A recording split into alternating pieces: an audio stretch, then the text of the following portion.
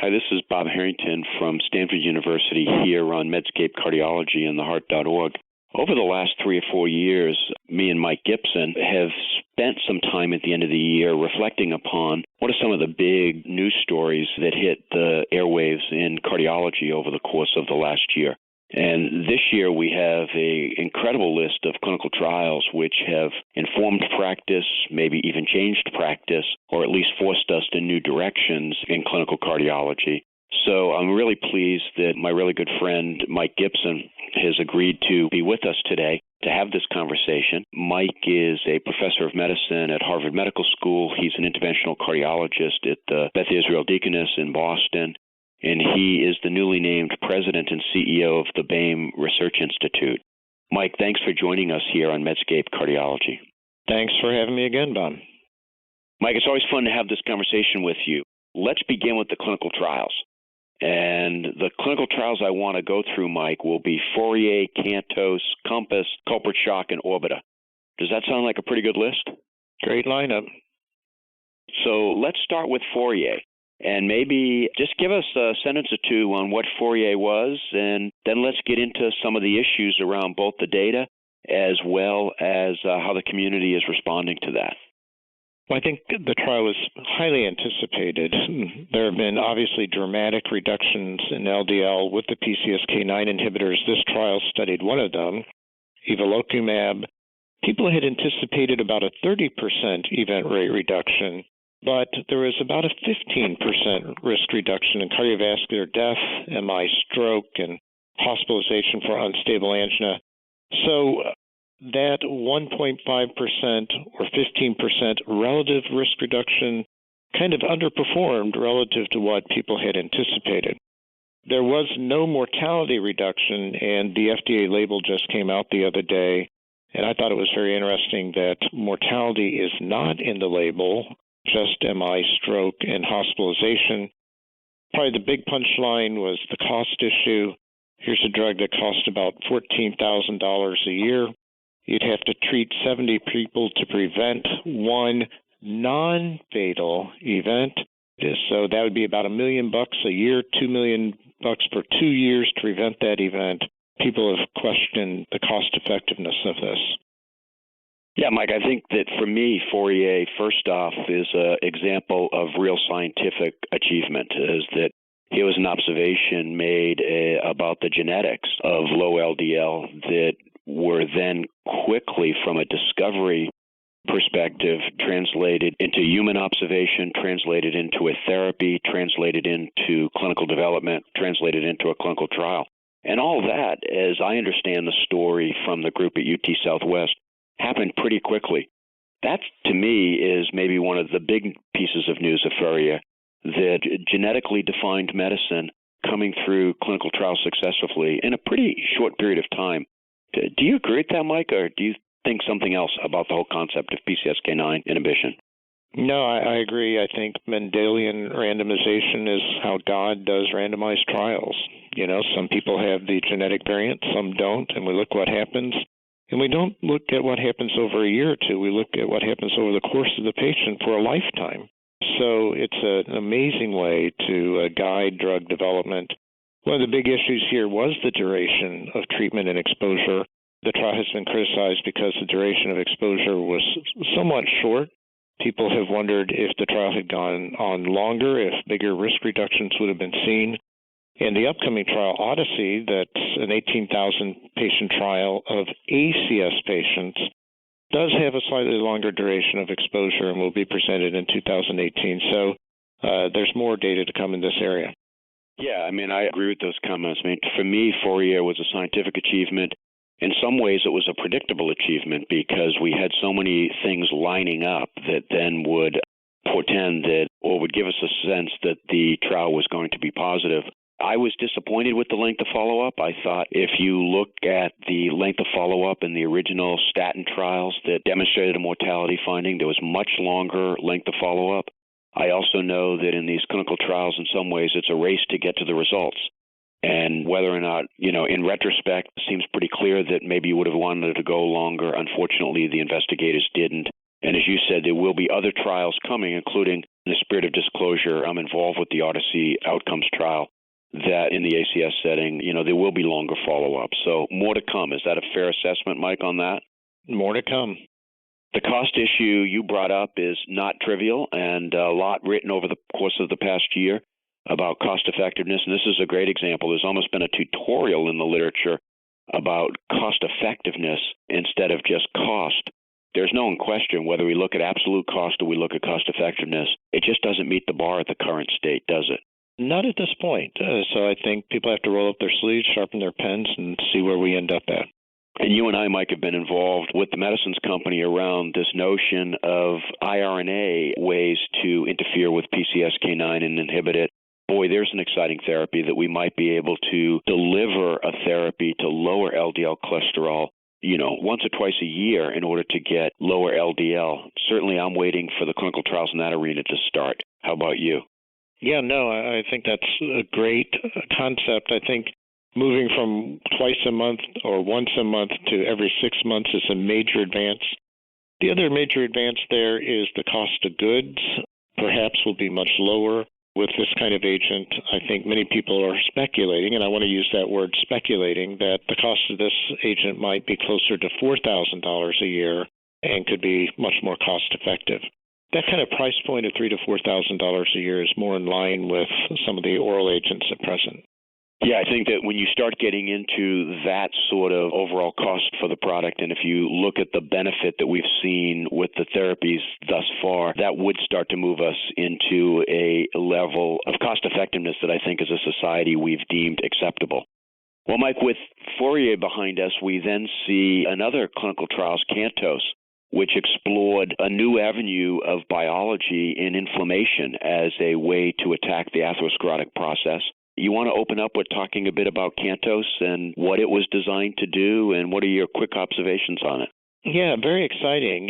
Paul Ridker has really championed this notion that inflammation plays a role in atherosclerosis for a decade or two now, and I've been proud to watch him continue that campaign. Canakinumab is a human monoclonal antibody that's been used for some orphan diseases, and it lowers, IL-6 and lowers CRP dramatically.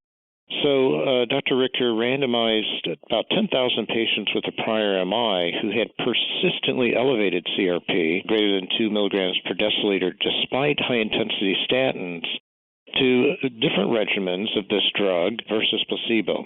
And what he found was a reduction in non-fatal MI, stroke, or cardiovascular death by about 15%. And this was with no change in LDL and a 30 to 40% reduction in IL-6 and CRP.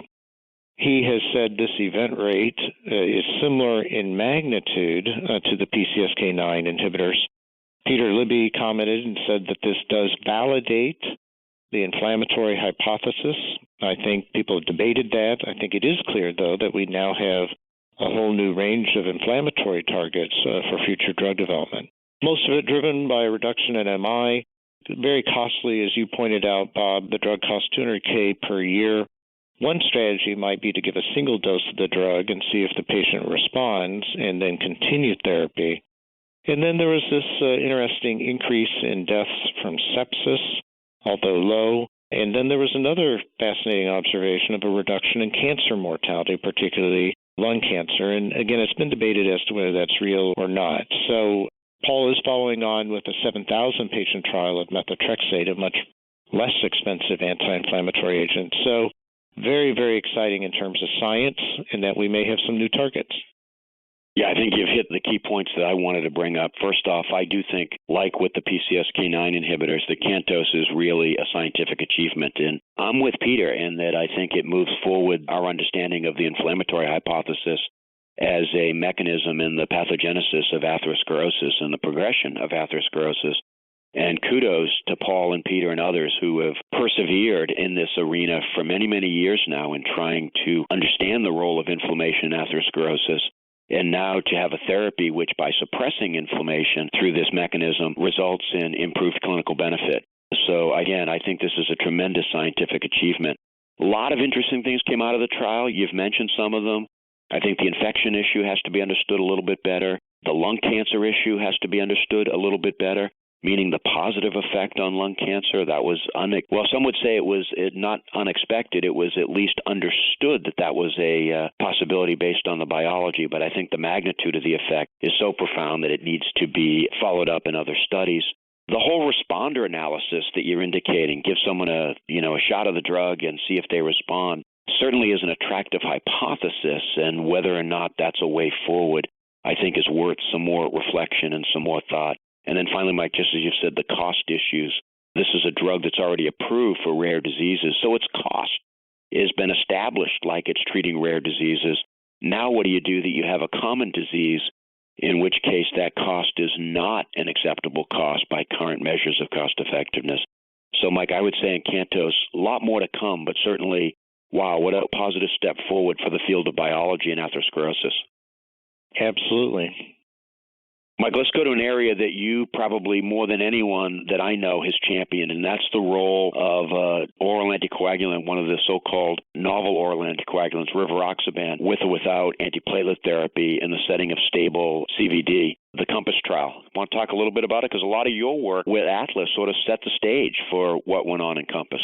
Yeah, that's right, Bob. I think we often think of ACS and its treatment and prevention as an antiplatelet problem. But one of the learnings is that the platelets kind of calm down after ACS. But what we're seeing in multiple studies is that thrombin generation is a chronic problem. It persists over time. So it's a viable biologic target, as you alluded to. Almost 10 years ago now, hard to believe, we studied 3,500 patients to look at the right dose of one of these NOACs, rivaroxaban, in ACS. And it turned out that the very lowest dose, 2.5 milligrams twice a day, was quite effective. And in a phase 3 study of ACS patients, we saw a mortality reduction of over 30%. So it was very interesting to see a follow-on study of not ACS, but chronic CAD, where they randomized over 27,000 patients to, again, that very low dose of rivaroxaban 2.5 twice a day with aspirin versus aspirin alone. And again, the addition of the antithrombin reduced the risk of cardiovascular death, MI, and stroke from 5.4 down to 4.1% at 2 years. On the other hand, bleeding was increased by 1.2% over those 2 years, a 0.6% per year increase in major bleeding, similar to what we saw in Atlas. To kind of put that in perspective, both prasugrel and ticagrelor both also had a 0.6% increase in major bleeding per year. So anytime you have effectiveness, you are going to pay a price in bleeding. But here, the big punchline was all-cause death was reduced significantly, kind of confirming what we had seen in the Atlas trial. Also, major adverse limb events, amputation, and those types of events were reduced. Dr. Braunwald stated that he felt these results should change guidelines. We'll have to see. And right now, as we speak, there was just an announcement in the media the other day that this drug at this dose is now being evaluated by our FDA for the COMPASS indication. Yeah, it really has been an interesting story, as you say. You know, when I reflect on it, almost unexpectedly, it does go back over a decade, as you've pointed out. And there does seem to be, in a lot of the different ways of treating cardiovascular disease, there has always been this notion that the combination of an anticoagulant and an antiplatelet therapy, or a thrombolytic and an antiplatelet therapy, does offer an advantage over either one alone. And so this is not a new concept biologically, but these data really do sort of cement this notion that the combined anticoagulant and antiplatelet agent offer additional benefit. To me, what was interesting, Mike, is that without there being real symmetry in the arms, what I really am at least disappointed in from a clinical perspective is that the rivaroxaban alone arm didn't offer enough. Did that surprise you? Well, you know, the platelet pathway still is important. You know, it made me think a lot of the hypertension studies recently, where a combination of a fraction of the dose of 3 drugs was better than the full dose of any drug. And, you know, we have multiple axes here biologically. And what I think we're seeing is that inhibiting multiple axes at a low dose where you have efficacy, but you aren't on that part of the dose response curve where you're having a lot of safety problems, might biologically make a lot of sense. So I wish life was easy. I wish we could give one pill, but maybe the right thing is to create polypills that combine these very low doses of drugs to achieve an inhibition of multiple targets.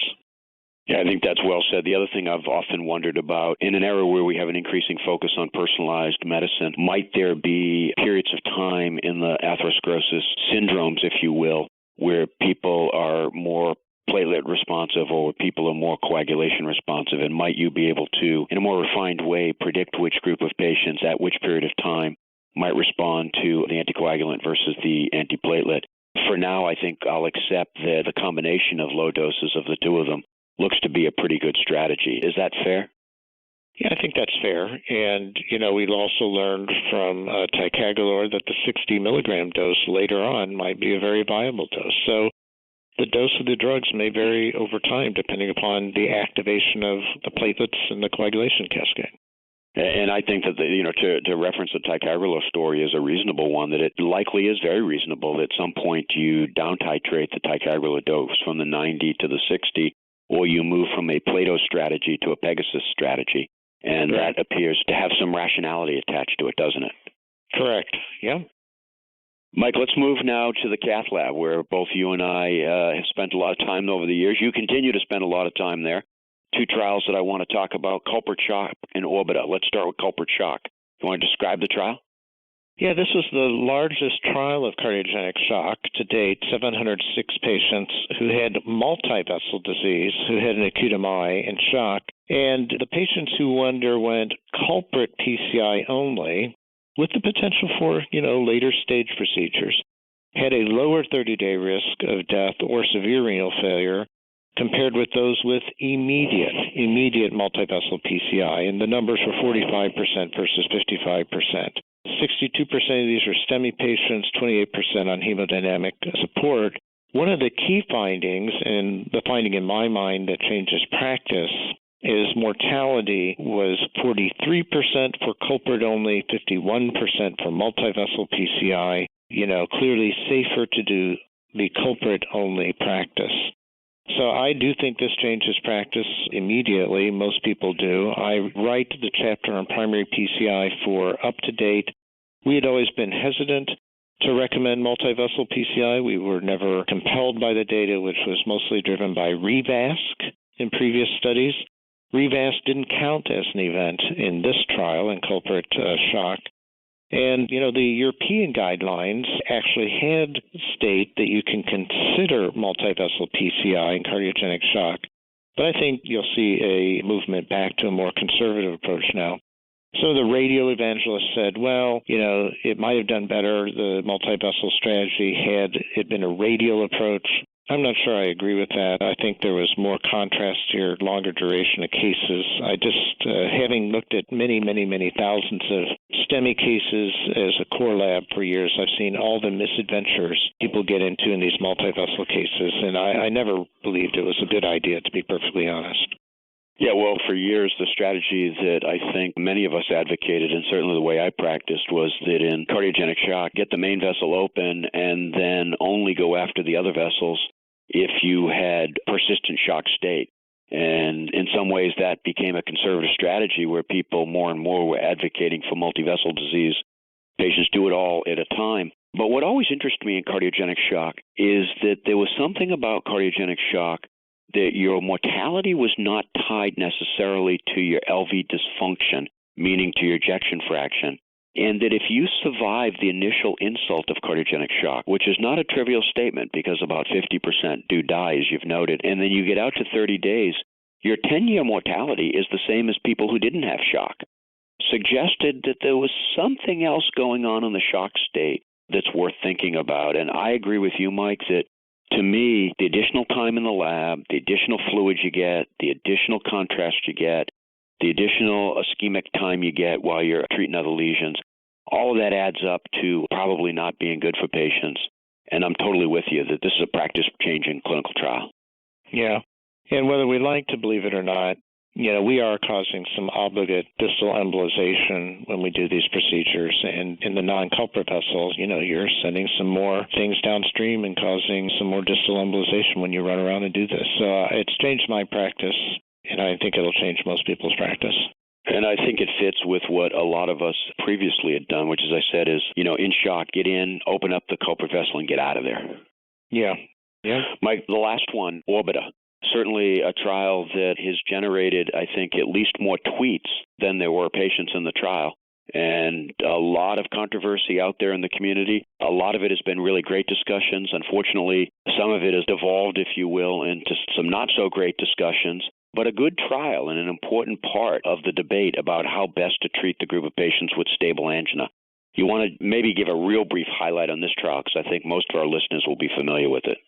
Yeah, this was a modest-sized study, 200 stable angina patients, single-vessel disease, randomized to PCI, or a sham procedure where you had headphones on and the staff was blinded after the procedure to your care.